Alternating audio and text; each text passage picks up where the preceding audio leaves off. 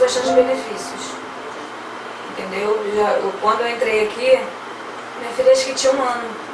Hoje em dia ela já tem 8 anos. Entendeu? Do SOS, quer dizer, me ofereceu muitas coisas. Comecei com a bolsa, depois foi com a ajuda que o SOS deu, das festas, entendeu? Das festas, hoje em dia estou no curso da gestante, entendeu? Que me ajudou muito, e dele eu não tinha quase nada, foi através do curso que eu ganhei bastante coisa, entendeu? E está me ajudando até hoje.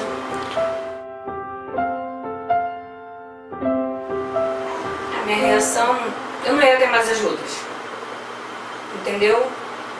E como é que eu ia me atar?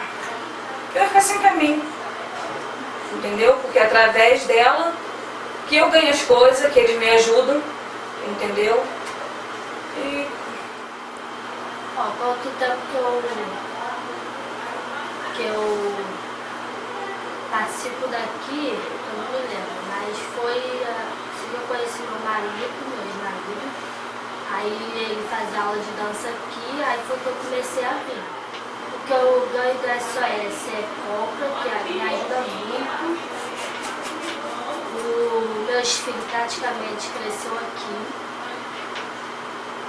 entendeu? Meus filhos ganham coisa do Natal aqui.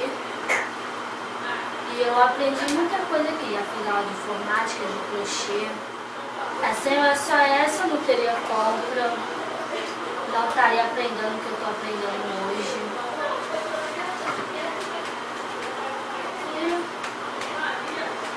E eu estaria do jeito que eu estava, em casa fazendo nada. Trouxe amizades, sabedoria, ajudas, na doação da cesta básica, do enxoval, porque ainda não tem o suficiente. E cada vez mais está entrando mais grávidas e não tem a quantidade de material suficiente.